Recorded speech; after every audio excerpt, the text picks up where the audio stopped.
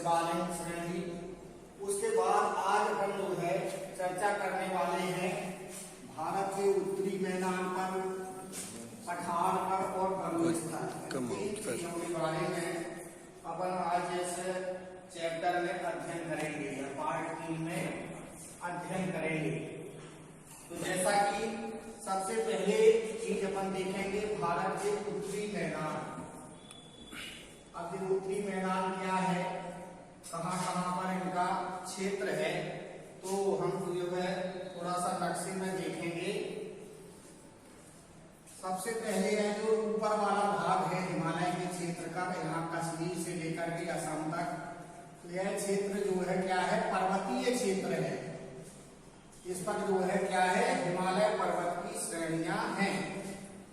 जो अभी हमने पिछले उसमें जो पढ़ा था कि जो है महान हिमालय, निम्न हिमालय और शिवालिक हिमालय, तो ये जो है ऊपरी क्षेत्र जो हिमालय सबसे पहले उत्तर में, भारत की किस दिशा में, उत्तर दिशा में। तो उत्तर दिशा में यह जो है पर्वतीय क्षेत्र है और ठीक उसी के नीचे यह जो क्षेत्र है, यह जो है हमारा क्या है, उत्तर का विशाल मैदान या उत्तरी मैदान, इसको हम क्या कहेंगे, या किस दिशा में है, इसका नाम इसलिए रखा गया है क्योंकि यह उत्तर दिशा में है और हिमालय पर्वत के नीचे, और फिर जो हमारे पठार है उसके ऊपर जो इधर से भारत के इधर उत्तर में देखेंगे तो यह इधर से लेकर के जहां से हिमालय पर्वत की श्रेणी का निचला भाग समाप्त होता है, वहां से ये मैदान प्रारंभ हो जाते हैं। तो यह जो है यहाँ से लेकर के और यह पूरा क्षेत्र हमारा क्या है, उत्तर का विशाल मैदान है। इसके बारे में हम जो है अपनी विभिन्न कक्षाओं में पढ़ चुके हैं। तो उत्तर का विशाल मैदान तो क्या है, इसमें और कौन कौन सी चीजें हैं, तो इसके बारे में थोड़ा सा अपन देखेंगे। क्षेत्र अपन ने देख लिया है, आपके पास यदि पुस्तक हो, नई पुस्तक हो या पुरानी पुस्तक हो, तो उसमें इसका चित्र जो पाठ्य पुस्तक में विधिवत दिया गया है, तो कलर अलग अलग होंगे तो उसको समझ में आ जाएगा। तो अपना जो है किताब का या पाठ्य पुस्तक का चित्र सामने रख सकते हैं, उसमें भी इसको समझ सकते हैं। तो उत्तर का मैदान यह कौन सा क्षेत्र है, ए वाला नक्शे में हमारे भारत में उत्तर वाला क्षेत्र यह है। अब यह क्या है, तो इसमें कुछ बातें हम ध्यान में देखेंगे। उत्तरी मैदान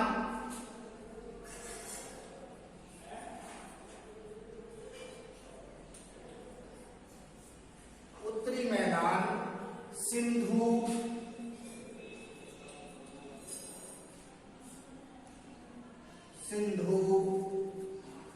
गंगा, ब्रह्मपुत्र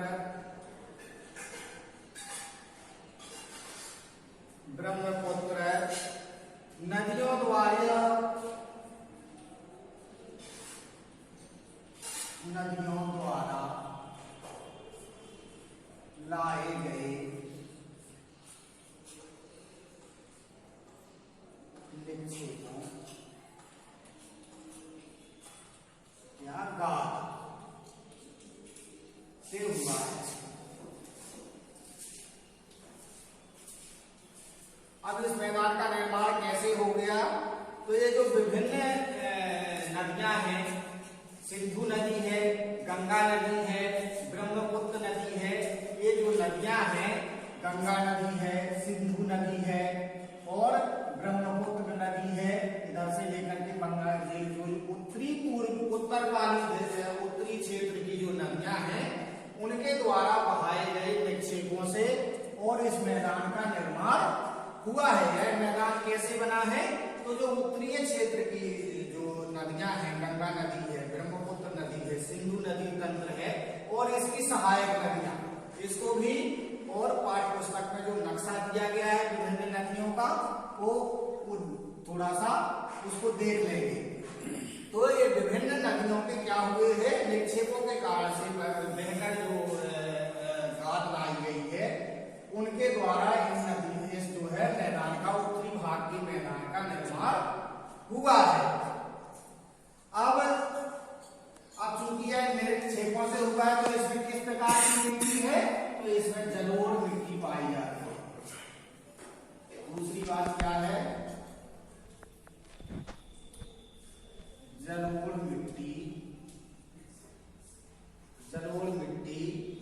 से बना है।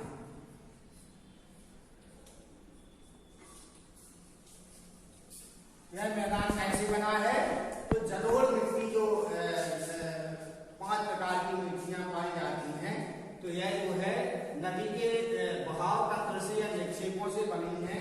तो इसमें इससे जो मिट्टी का निर्माण होता है जलोढ़ मिट्टी, तो यह मैदान कैसे बना है, जलोढ़ मिट्टी से यह मैदान बना हुआ है। अगली बात क्या है, यह मैदान 2400 किलोमीटर लंबा,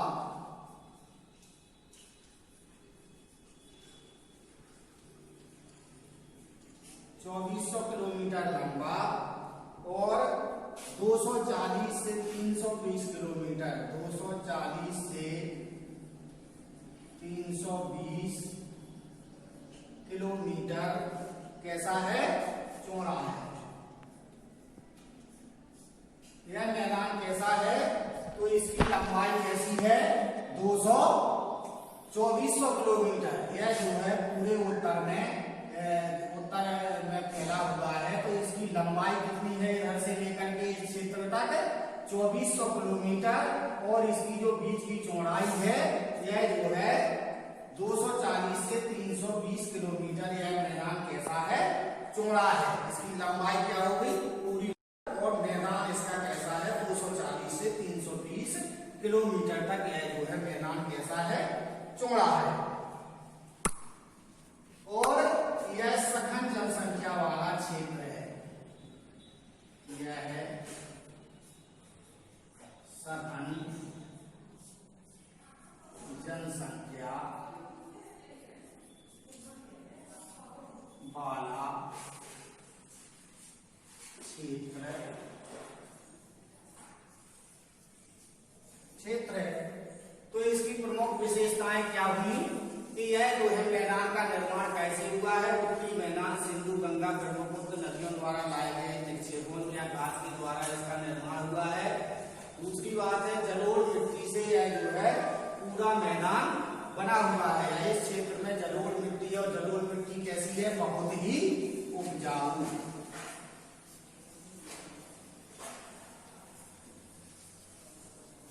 जलोढ़ मिट्टी की खासियत क्या है कि यह जो है मिट्टी कैसी है, बहुत ही उपजाऊ है। अब बहुत ही उपजाऊ है तो दूसरा क्या चीज है कि यहाँ तीसरी बात जो आती है, इसकी लंबाई चौड़ाई की है और यह सघन जनसंख्या वाला क्षेत्र है। तो सघन जनसंख्या वाला क्षेत्र क्यों है, क्योंकि यह मैदानी क्षेत्र है और मैदानी क्षेत्र में सारी सुविधाएं होती हैं, रहने की, खाने की, पीने की, सारी जो व्यवस्थाएं मनुष्य के जीवन को चलाने के लिए चाहिए हैं, वो सारी व्यवस्थाएं कहाँ पर रहती हैं, तो मैदानी क्षेत्रों में यह सारी व्यवस्थाएं और सरल तरीके से रहती है। इसलिए ज्यादातर लोग कहाँ में निवास करते हैं, मैदानों में निवास करते हैं, क्योंकि मैदान जो है क्या है, अनुकूल होता है। उसकी सारी जरूरतों की चीजें जो है मैदानी क्षेत्र में मिलती हैं। तो मैदान जो है बहुत ही रहने के लिए सर्वोत्तम जगह है। इसलिए क्या है, यह मैदानी क्षेत्र क्या है, सघन जनसंख्या, यहाँ अधिकांश लोग निवास करते हैं। तो यह कारण है कि मैदानी क्षेत्रों में जनसंख्या अधिक होती है। तो यह मैदानी क्षेत्र है, इसलिए जनसंख्या यहाँ पर क्या है, अधिक है।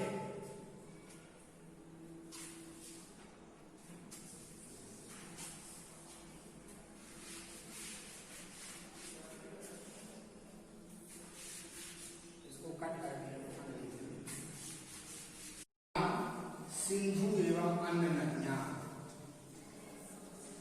पंजाब का मैदान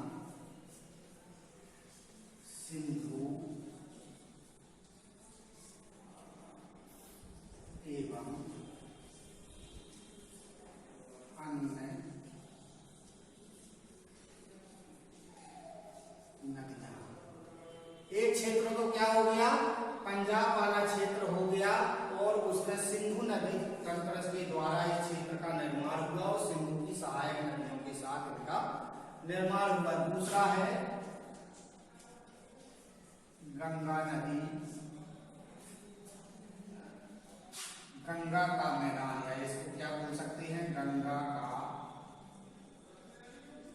मैदान, गंगा का मैदान। और इसमें कौन कौन से क्षेत्र आते हैं, हरियाणा,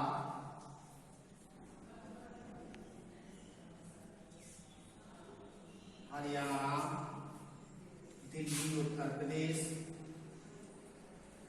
दिल्ली,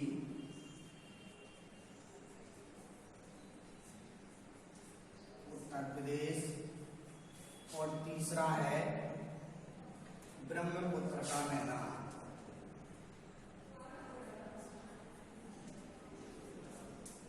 ब्रह्मपुत्र का मैदान। तीसरा हो गया ब्रह्मपुत्र का मैदान, तो इसमें कौन से क्षेत्र आ जाएंगे, असम, त्रिपुरा असम वाले क्षेत्र आ जाएंगे। इसको भी थोड़ा सा देख लेंगे। तो जैसे ही हम जो है भारत के और राजनीतिक मानचित्र को देखेंगे, आपकी पुरानी वाली पुस्तक में 24 पेज पर ये नक्शा दिया गया है, तो उसका थोड़ा सा अवलोकन कर लेंगे। पंजाब का मैदान सिंधु नदी तंत्र है और अन्य नदियों के द्वारा यह बना हुआ है। तो पंजाब हमारा कहाँ पर है, पंजाब हमारा इधर इस क्षेत्र में है। तो इधर जो है पंजाब वाला क्षेत्र हो गया, और उसके बाद इधर हरियाणा, उत्तर प्रदेश, ये पूरा क्षेत्र जो है यह हो गया। और इसके बाद तीसरा ब्रह्म जो है ये गंगा नदी की जो है जितनी इसका निक्षेपों द्वारा बहाकर लाई गई भूमि या इस क्षेत्र का निर्माण करने के कारण हुआ। जैसे हरियाणा, दिल्ली, उत्तर प्रदेश जहाँ पर है, दिल्ली, हरियाणा, हरियाणा, दिल्ली, उत्तर प्रदेश, तो ये वाला जो क्षेत्र है इधर वाला, ये सघन जनसंख्या वाला क्षेत्र है। यहाँ ज्यादा बड़ी बड़ी सिटियां, बड़े बड़े लोग जो है, बड़े बड़े क्षेत्र हैं, औद्योगिक क्षेत्र हैं, तमाम तरीके की सारी व्यवस्थाएं हैं। तो ये तंत्र जो है गंगा नदी तंत्र के द्वारा इस क्षेत्र का निर्माण हुआ। इसमें विभिन्न सारे देश जो है इस क्षेत्र में हैं। इसके बाद ब्रह्मपुत्र का मैदान है, तो ब्रह्मपुत्र नदी के बाद यहाँ आसाम वाला क्षेत्र और ये विभिन्न क्षेत्र जो है उसके पठार के अंतर्गत आते हैं। तो इस प्रकार उत्तरी मैदान में जो है कौन कौन से, पंजाब से लेकर के और असम तक ये विभिन्न जो है बड़े जो सारे राज्य हैं भारत के, या जो सबसे ज्यादा विकसित राज्य है, विभिन्न तरीके की सारी सुविधाएं यहाँ पर इनको वाले क्षेत्र हैं।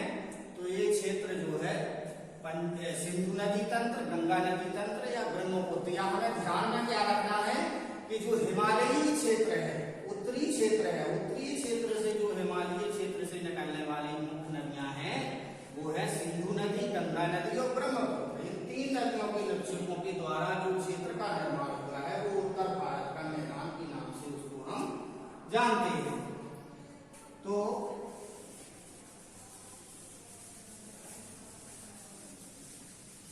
इसकी चीजें क्लियर हुई।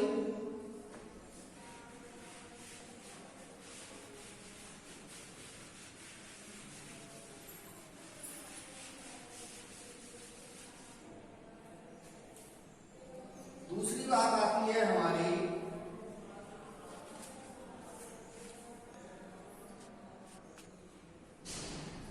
आकृति में भिन्नता के आधार पर उत्तरी मैदान। आकृति में जो भिन्नता है, आकृति यानी उसकी संरचना,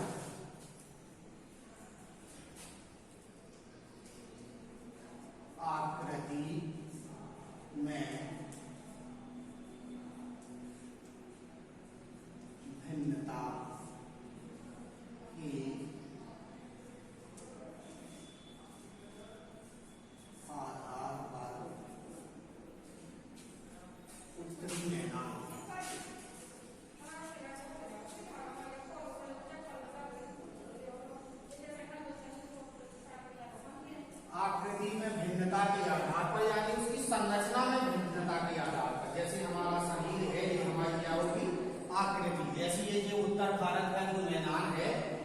संरचना की, इसकी आकृति, इसके इसके जो है आकृति या संरचना के आधार पर उसमें जो है कौन कौन सी चीजें हैं या कौन कौन सा आधार पर विभिन्न बिंदु आते हैं।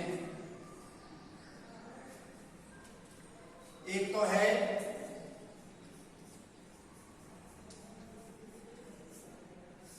भावर। तो भावर क्या है? दूसरी बात आती है तराई।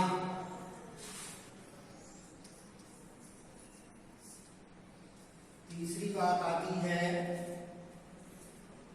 बांगर।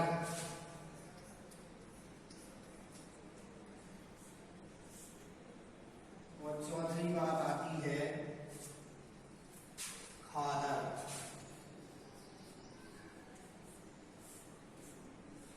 तो आकृति की भिन्नता के आधार पर उत्तरी मैदान कैसा है कि उसमें भावरी क्षेत्र है, तराई क्षेत्र है, बांगर क्षेत्र है और खादर क्षेत्र है। तो ये भावर क्षेत्र, तराई क्षेत्र, बांगर क्षेत्र और खादर क्षेत्र, इसके विश्लेषण के पॉइंट जो है इनमें मुख्य बातें हम आपको बताए दे रहे हैं और बाकी जो है पाठ में उसका पूरा एक एक चैप्टर दिया गया है। तो उसमें जो है आप लोग पढ़ करके और उसको समझ लेंगे या इनके विस्तृत रूप को या अपन जो है इसके चैप्टर में पाठ पुस्तक के आधार पर समझ लेंगे। अभी इसमें थोड़ी थोड़ी सी बातें जो मुख्य मुख्य बातें हैं वो हम आपको बताए देते हैं। तो भावर क्या है? तो शिवालिक की ढाल पर 8 से 16 किलोमीटर चौड़ा क्षेत्र, शिवालिक जो पर्वतीय प्रदेश क्षेत्र है उसमें जो तीसरा क्षेत्र है शिवालिक क्षेत्र। हिमालय पर्वत के 3 प्रमुख है, एक तो हिमाद्री हो गया, दूसरा निम्न हिमालय हो गया, हिमाचल हो गया और तीसरा शिवालिक क्षेत्र हो गया। तो शिवालिक क्षेत्र वाला क्षेत्र जो है इसमें क्या होता है आता है। तो इसमें जो है शिवालिक की ढाल पर, शिवालिक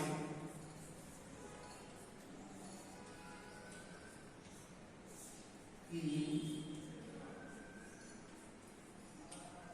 ढाल पर कितना 8 से 16 किलोमीटर चौड़ा, 8 से 16 किलोमीटर चौड़ा। ये जो शिवालिक हिमालय है इसकी जो निचली ढाल है जहां से मैदान प्रारंभ होते हैं, तो यह जो है शिवालिक क्षेत्र की निचली ढाल पर कैसा है? तो 8 से 16 किलोमीटर चौड़ा जो है यह क्षेत्र कैसा है या 8 से 16 जो शिवालिक श्रेणी से जुड़ा हुआ उत्तरी मैदान है यह कैसा है? तो ये इसकी चौड़ाई 8 से और 16 किलोमीटर तक यह जो है भावर भूमि का क्षेत्र शिवालिक श्रेणी से जुड़ा हुआ है। यह शिवालिक श्रेणी से सीधा जो है कैसा है? इसकी चौड़ाई कितनी है? 8, शिवालिक श्रेणी से 8 किलोमीटर से लेकर के और 16 किलोमीटर तक इसका क्षेत्र भारत के अंदर पाया जाता है। दूसरा है तराई भूमि। तो भारत के दक्षिण में यह दलदली क्षेत्र है, दक्षिण में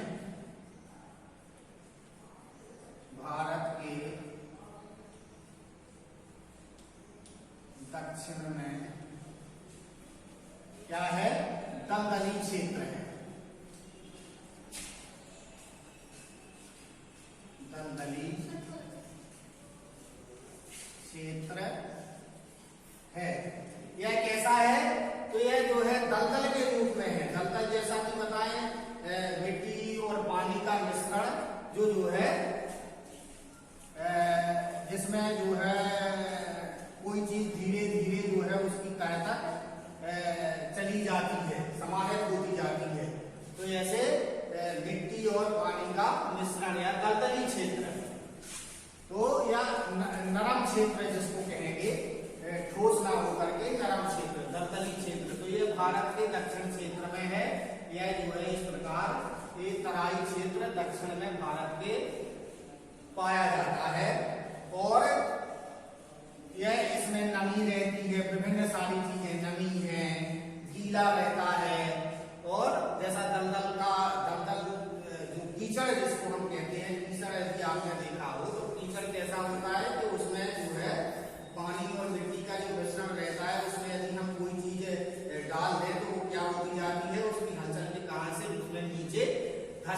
चली जाती है, समाहित होती चली जाती है। तो ऐसा जो ये दलदली क्षेत्र है तराई के रूप में जो है विद्यमान है। इसको विस्तृत इन चारों चीजों को जो चैप्टर दिए गए हैं उसमें बड़े बिंदु उसके सारे दिए गए हैं। तो इसमें से आप लोगों को उसको एक एक बार इनके सारे बिंदुओं को विश्लेषण से पढ़ना है। इसके बाद बांगर भूमि क्या है, इसके बाद प्रश्न में भी आएगा आपका खादर और बांगर भूमि के विभिन्न अंतर लिखिए, तो उनको आप पढ़ करके उनके अंतर स्पष्ट कर सकते हैं। तो बांगर क्या है, यह पुरानी मिट्टी है, पुरानी मिट्टी है। यह कैसी है, जो इन नदियों के द्वारा लाई गई निक्षेपों के द्वारा भूमि मिट्टी है वो कैसी है, पुरानी हो चुकी है, समय लंबा हो चुका है। और यह कैसी है, कंकरीली है।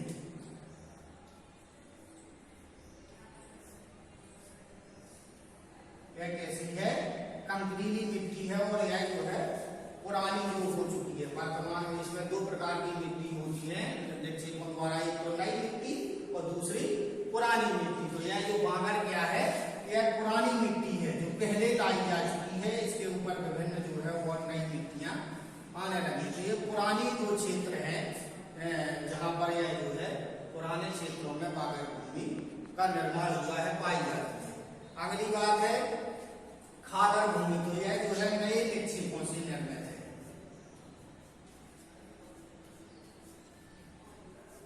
नए निक्षेपों से निर्मित। अब यह क्या है, खादर भूमि क्या है कि जो अभी भी इन नदियों के द्वारा बहाव लाया जा रहा है, निक्षेप द्वारा जो इन मैदानों का बेड़ा बन रहे हैं, जो है स्वाभाविक प्रक्रिया के आधार पर यह काम तो निरंतर हो रहा है, यह काम रुका नहीं है। यह काम कैसे होता जा रहा है, पृथ्वी में विभिन्न प्रकार की हलचलों के कारण से यह जो है काम लगातार चलता रहता है, हमें दिखता नहीं है, हमें महसूस नहीं होता। तो यह क्या है, नए निक्षेपों, जो नई मिट्टी निर्मित हो रही है, नए मिट्टी जहां पर निर्मित हो रही है, तो ये स्थान कैसा है, एक खादर भूमि के रूप में वह नए मैदान निर्मित या नए क्षेत्र में यह मिट्टी पाई जाती है। तो इसके आकृति की भिन्नता के आधार पर कौन कौन सी है, एक तो भावर है, तराई है, बांगर है और खादर है। इन चारों चैप्टरों को आपको पुस्तक से पढ़ना है। पठार क्या है, तो पठार के अंदर दो चीजें आती हैं। एक तो आता है प्रायः। हेलो, अपना म्यूट बंद करिए। हेलो हेलो, अपना म्यूट बंद करिए। पठार, इसको हम क्या कहते हैं, इस पठार को क्या कहते हैं, भौगोलिक भाषा में क्या कहते हैं, प्रायःद्वीप पठार। ठीक है, तो अब प्रायःद्वीप पठार क्या है, तो प्रायःद्वीप में पठार में दो प्रकार के पठार अपने यहाँ पर पाए जाते हैं। यह दो प्रकार के क्षेत्र उसके लिए पूरे भारत में हैं।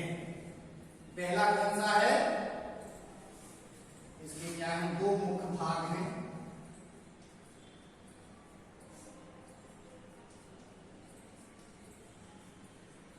दो मुख्य भाग हैं।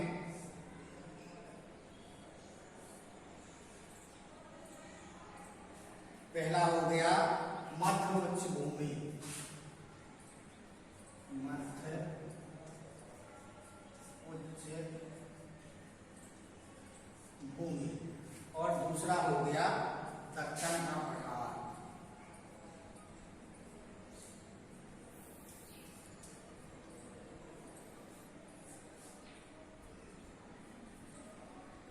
दक्षिण का पठार। तो यहाँ जैसे हम नक्शे में देखेंगे, ये त्रिभुजाकार जो क्षेत्र है ऊपर से लेकर के यह त्रिभुजाकार नीचे तक जो है यह पूरा क्या है, प्रायःद्वीप पठार है। यह जो है पूरा क्षेत्र क्या है, प्रायःद्वीप पठार है, जिसकी आकृति नक्शे में कैसी है, त्रिभुजाकार है। तो इन दोनों के बिंदुओं में भी जैसा हमने बताया चैप्टर में पूरा विस्तार से आपको उसको पढ़ना है, देखना है। इनके भी थोड़ी थोड़ी सी चीजें हम आपके सामने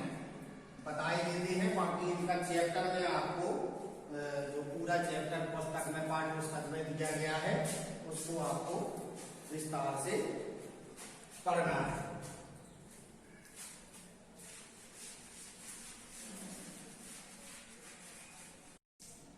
अब दक्कन का पठार क्या है?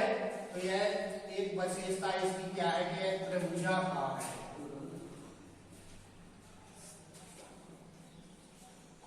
कैसा है? त्रिभुजाकार है। यह पश्चिम में ऊंचा,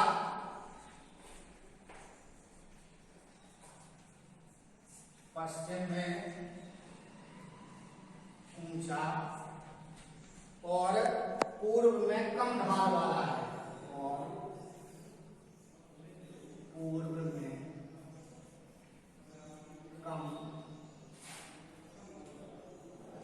ढाल वाला क्षेत्र है। तीसरी बात है, यहां पर काली मिट्टी है, इसका निर्माण काली मिट्टी से हुआ है, या यहां पर काली मिट्टी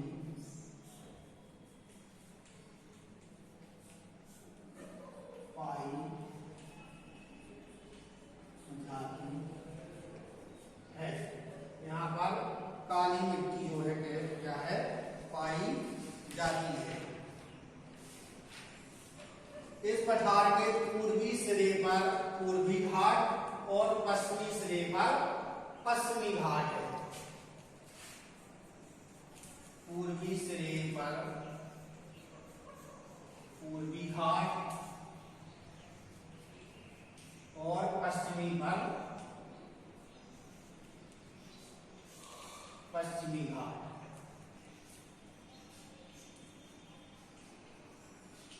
पूर्वी सिरे पर पूर्वी घाट है और पश्चिमी सिरे पर पश्चिमी घाट है, क्योंकि इनके बीच में क्या है? इधर जो है ये सारा सीमा कैसी है? समुद्री सीमा है। तो यह जो है दोनों सिरे पर, पूर्वी सिरे पर पूर्वी घाट और पश्चिमी, क्योंकि यह कैसा है? त्रिभुजाकार है। यह पठार कैसा है? त्रिभुजाकार है। तो ये ऊपर वाला जो हिस्सा है यह क्या हो गया? चौड़ा हो गया। तो इस घाट से इस घाट में इधर वाला क्या हो गया? पश्चिमी घाट, और इधर वाला पूर्वी घाट।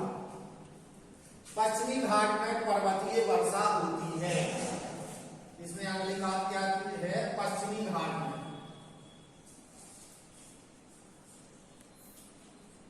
पर्वतीय वर्षा होती है। पर्वतीय वर्षा होती है। इसके बाद पश्चिमी घाट का ऊंचा शिखर अनाई मुड़ी है। इसका जो है सबसे ऊंचा शिखर कौन सा है? अनाई मुड़ी। पश्चिमी घाट का सबसे ऊंचा शिखर नक्शे में दिया गया है, इसको थोड़ा सा हम शॉर्ट कर रहे हैं। पश्चिमी घाट का सबसे ऊंचा शिखर घाट का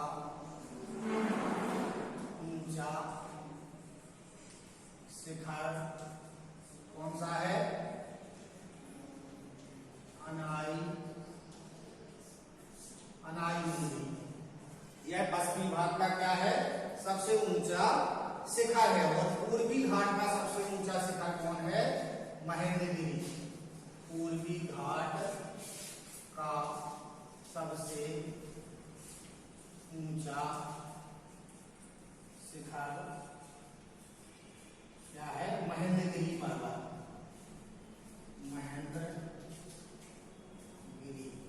महेंद्रगिरी पर्वत, इसको भी हम देख सकते हैं।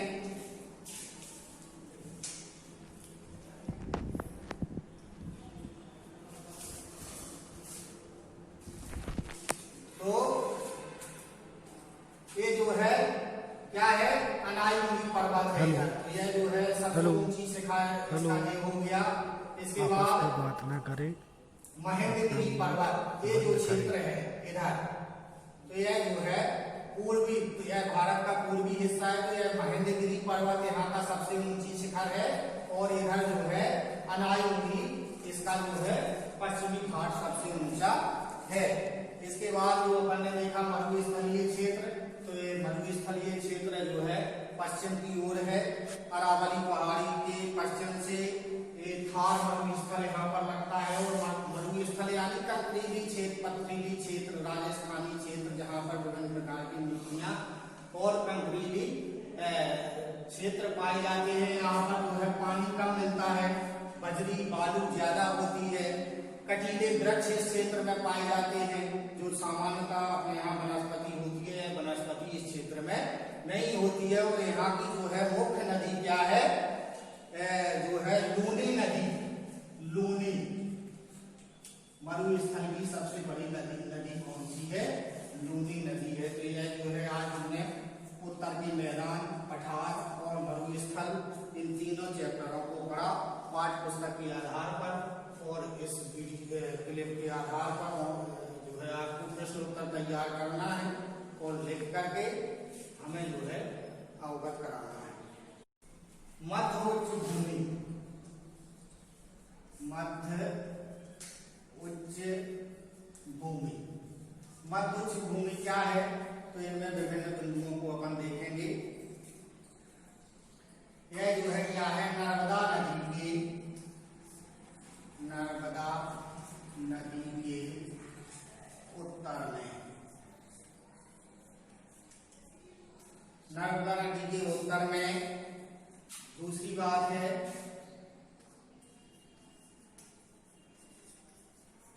पश्चिम में, धीरे धीरे राजस्थान में मिल जाता है। पश्चिम में देखें तो धीरे धीरे क्या होता है, धीरे धीरे राजस्थान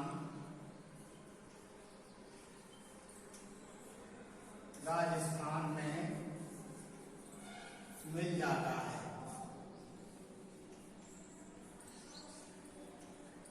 राजस्थान में मिल जाता है। अगली बात है इस क्षेत्र में बहने वाली नदियां हैं, इस क्षेत्र में बहने वाली नदियां हो गई चंबल,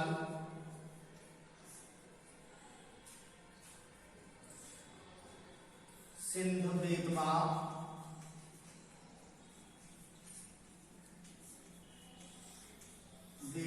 आदि नदियां क्या हैं इस क्षेत्र में। जो मुख्य नदियां हैं वो सिंधु, चंबल नदी है, ग्वालियर वाला क्षेत्र, और बेतवा नदी तो अपनी यहीं से निकली है, रामराजा सरकार के यहाँ से, ठीक है। तो ये पूरा क्षेत्र जो है ये विभिन्न प्रकार की नदियां इस क्षेत्र में मध्य उच्च भूमि में प्रभावित है। इसके बाद इस पठार में को पूर्व में बुंदेलखंड का पठार, इसको पूर्व में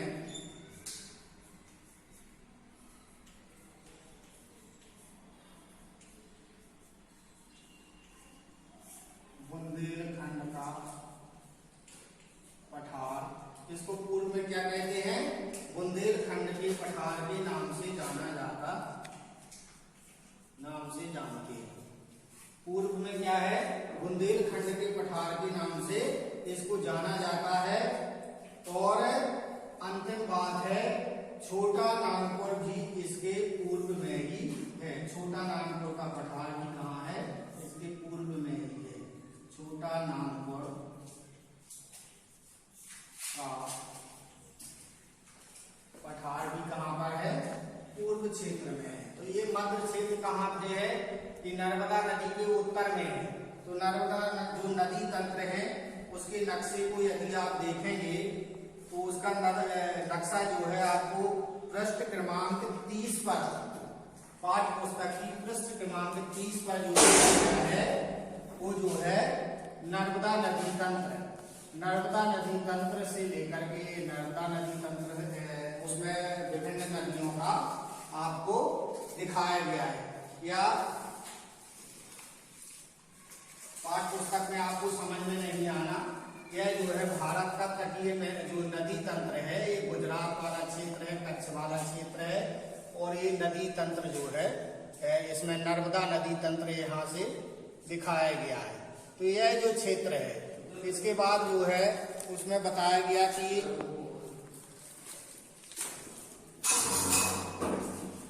पूर्व में बुंदेलखंड का पठार और छोटा नागपुर का पठार, तो इसको भी हम जो पृष्ठ क्रमांक 29 पर जो चित्र दिए गए हैं, पृष्ठ क्रमांक क्रमांक 29 पर जो चित्र दिए गए हैं उसमें यदि हम देखें तो यह जो है बुंदेलखंड का पठार है, ये नर्मदा नदी तंत्र है और ये प्रायद्वीप पठार वाला नक्शा जो 29 पेज पर दिया गया है, इसमें जो है यह नर्मदा नदी तंत्र दिया गया है, बुंदेलखंड का पठार दिया गया है और इसमें जो है सहायक नदियां हैं, चंबल नदी है, बेतवा नदी है, ये तमाम जो चंबल नदी इधर से है, ये बेतवा नदी दिखाई दे रही है। ये पूरा क्षेत्र जो है यह क्या है, प्रायद्वीप पठार का कौन सा क्षेत्र है, मध्य उच्च भूमि। इसको क्या नाम दिया गया है, मध्य उच्च भूमि। ऊपर से लेकर और नीचे के बीच में जो मध्य में, मध्य के बीच में, तो बीच वाला जो क्षेत्र है यह जो है विभिन्न तरीके से, और इसके विश्लेषण को आप लोग और पाठ में जो चैप्टर दिए गए हैं उन चैप्टरों के आधार पर एक बार पढ़ेंगे तो सारी चीजें एकदम क्लियर हो जाएंगी। अभी अगर बार बार ये नक्शा बनाएंगे तो उतना समय अपने पास अभी है नहीं, तो हमने जो है इसको पाठ पुस्तक में आपके जो पुरानी पुस्तक है उसमें 29 पृष्ठ पर और 28 पृष्ठ पर विभिन्न नक्शे जो दिए गए हैं उनसे आप जो है समझ सकते हैं, देख सकते हैं। तो इस प्रकार यह पहला जो है क्या हो गया, मध्य उच्च भूमि वाला क्षेत्र हो गया। इसके बाद हम दूसरे वाले क्षेत्र